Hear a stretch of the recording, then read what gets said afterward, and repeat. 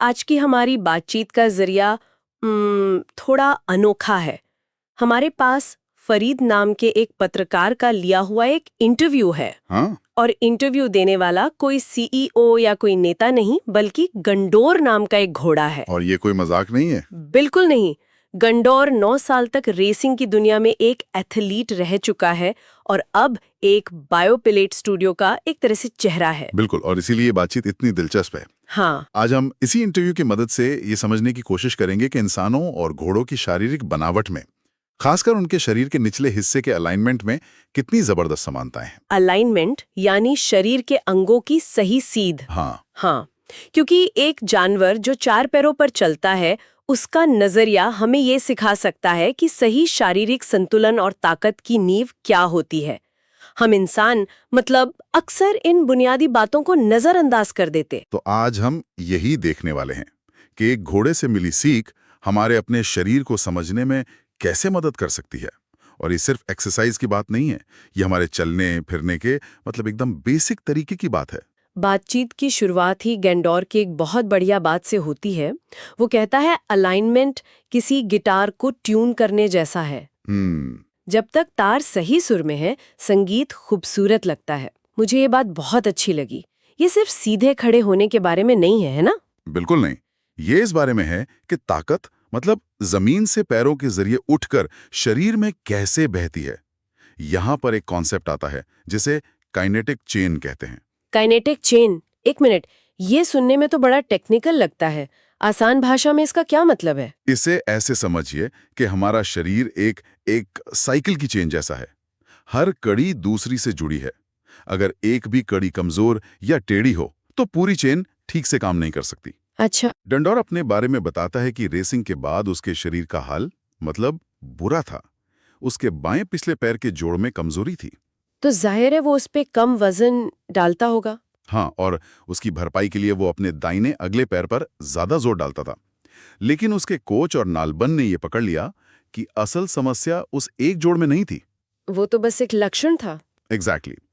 असली गड़बड़ पूरे शरीर के अलाइनमेंट में थी। मतलब एक छोटी सी गड़बड़ी पूरी चेन में फैल गई थी। एक मिनट, ये तो बिल्कुल इंसानों जैसा है। जैसे मैंने जिम में लोगों को स्क्वाट करते हुए देखा है और कभी-कभी उनके घुटने अंदर की तरफ मुड़ जाते हैं। क्या ये वही चीज है जिसे सोर्स में वेल्गस कोलैप्स कहा गया है? आपने बिल्कुल सही पकड़ा, वही है वेल्गस कोलैप्स। और ये इतना बुरा क्यों है? ये बुरा इसलिए है क्योंकि ये दिखाता है कि चेन टूट चुकी है। जब घुटना अंदर जाता है तो इसका मतलब है कि या तो पैर का आर्च कमजोर है या फिर कूल्हे की मांसपेशियां ठीक से काम नहीं कर रही हैं। और इसका असर सिर्फ घुटने पर नहीं बल्कि टखने से लेकर कूल्हे और पीठ तक महसूस होता है। ये एक, जैसा कि गैंडोर ने कहा, चेन में बंधी तबाही है। वाह! तो मतलब शरीर का कोई भी हिस्सा अकेले काम नहीं करता। लेकिन ये काइनेटिक चेन शुरू कहाँ से होती है? जाहिर है जमीन से। हाँ, जमीन से। गैंडोर ने अपने पैरों और जमीन के कनेक्शन के बारे में क्या बताया? उसने एक बहुत दिलचस्प शब्द इस्तेमाल किया, प्लांटर ट्राइपॉड। Planter tripod? हाँ, यानी पैर की तिपाई। ये हमारे शरीर की नींव है। घोड़े के लिए ये उसके खुर के 3 बिंदु हैं। आगे का हिस्सा जिसे पिंस कहते हैं और पीछे की 2 एड़ियां। अगर इन 3 बिंदुओं पर वजन बराबर नहीं पड़ता तो पूरा ढांचा हिल जाता है। बिल्कुल, और इसका असर ऊपर तक जाता है। अगर एक बिंदु पर ज्यादा दबाव है तो नाल गलत तरीके से घिसेगी, जोड़ पर गलत एंगल से जोर पड़ेगा और ये झटका कूल्हे और पीठ तक जाएगा। इंसानों में भी मतलब बिल्कुल यही होता है। हाँ, हमारे पैर के नीचे भी 3 मुख्य बिंदु हैं, एड़ी और अंगूठे और सबसे छोटी उंगली के ठीक नीचे का हिस्सा। सही बात है। ये तो सही है।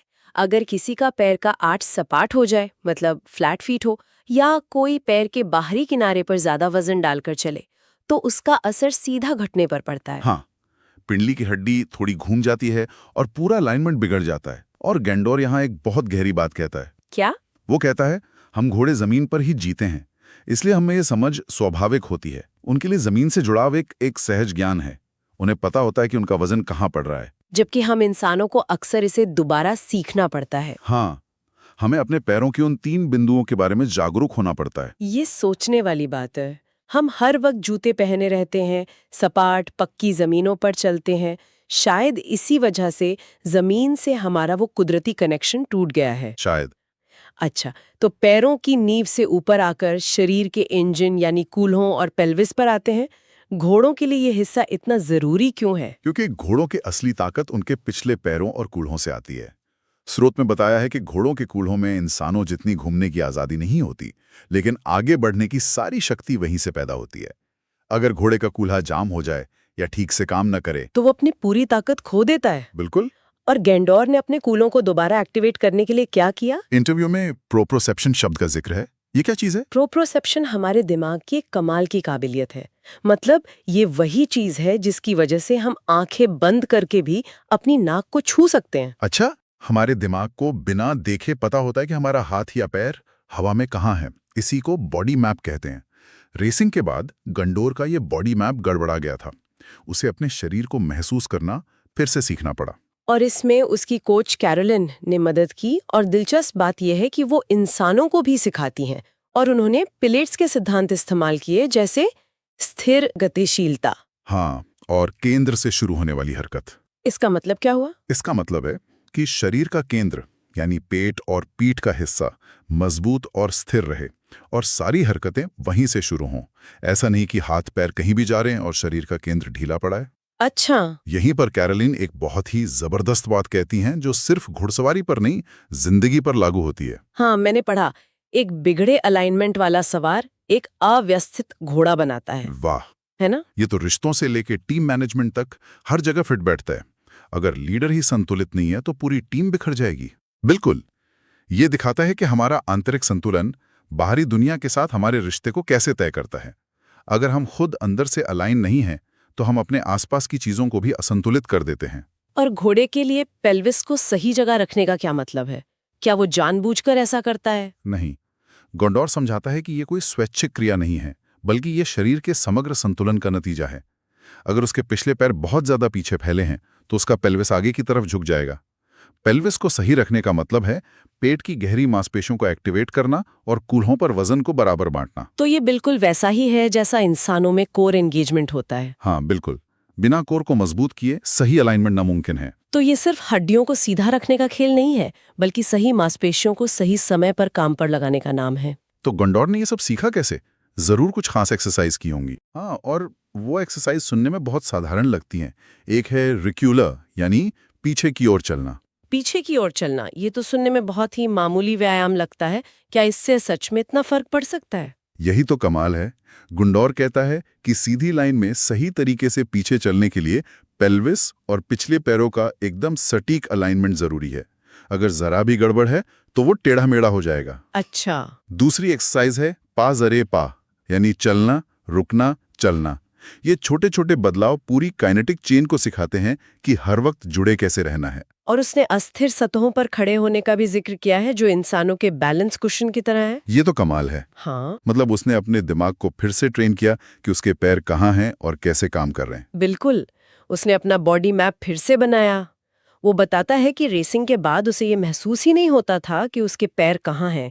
वो बस अपने अगले पैरों से दौड़ता था और पीठ से खींचता था। और अब इन व्यायामों के बाद उसे अब ये भी पता होता है कि कीचड़ में उसका पैर किस एंगल पे रखा है। ये जागरूकता ही सही अलाइनमेंट की चाबी है। और जब ये जागरूकता या अलाइनमेंट नहीं होता, तब चोटें लगती हैं। स्रोत में खराब अलाइनमेंट से होने वाली समस्याओं का भी जिक्र है, जैसे घोड़ों में लिगामेंट की चोटें और पीठ दर्द। हाँ, इसकी तुलना इंसानों की समस्याओं से भी की गई है ना? सीधी तुलना की गई है। जैसे इंसानों में होने वाला IT बैंड सिंड्रोम या कूल्हे के पास होने वाला दर्द, जिसे ट्रोकेंट्रिक बर्साइटिस कहते हैं। स्रोत बताता है कि इन समस्याओं की जड़ में भी अक्सर पेल्विस का एक तरफ झुका होना या जमीन से खराब जुड़ाव ही होता है। मतलब हम अक्सर दर्द वाली जगह का इलाज करते रहते हैं, लेकिन उसकी जड़ तक नहीं पहुंचते, जो कि अलाइनमेंट में छिपी होती है। ये तो हुई शरीर की साइंस की बात। लेकिन इंटरव्यू के आखिर में गंडोर ने कुछ गहरी, लगभग दार्शनिक बातें भी कहीं। उसने पिलाटीज करने वाले इंसानों को एक सलाह दी। हाँ, और वो बहुत गहरी सलाह है। वो कहता है, व्यायाम को करने की कोशिश बंद करो, उसमें होने की शुरुआत करो। होने की शुरुआत करो, इसका असल में मतलब क्या है? होने से उसका क्या मतलब था? इसका मतलब है कि कोई भी एक्सरसाइज सिर्फ एक मैकेनिकल मूवमेंट नहीं है। ये सिर्फ एक प्रदर्शन नहीं है कि देखो मैं ये कर सकता हूँ। ये अपने शरीर के गहरे अलाइनमेंट को खोजने का एक मौका है। मतलब शरीर को सुनने और महसूस करने के बारे में है। बिल्कुल। अगर आप जोर जबरदस्ती करेंगे तो आप उस अंदरूनी जुड़ाव को तोड़ देंगे।